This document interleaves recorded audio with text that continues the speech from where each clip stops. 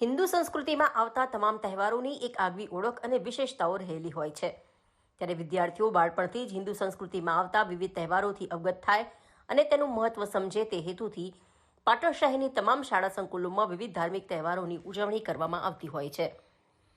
ત્યારે હોળી ધૂળેટીના પર્વને લઈને પણ પાટણ શહેરની શાળાઓમાં હોળી પર્વની ઉજવણી હર્ષોલ્લાસપૂર્વક કરવામાં આવી હતી.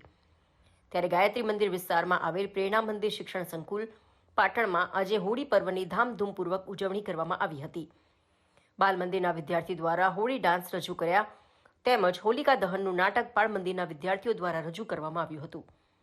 તેમાં વિદ્યાર્થીઓ ટ્રેડિશનલ ડ્રેસ પહેરીને શાળામાં આવ્યા હતા. ત્યારબાદ શાળામાં હોળી પ્રગટાવી હોળીના દરેક વિદ્યાર્થીઓએ ધાણી નાખીને પ્રદક્ષિણા કરી હતી, જેમાં વિદ્યાર્થીઓ મોટી સંખ્યામાં હાજર રહ્યા હતા. આ કાર્યક્રમ શાળાના સ્ટાફ મિત્રો દ્વારા આયોજિત કરવામાં આવ્યો હતો.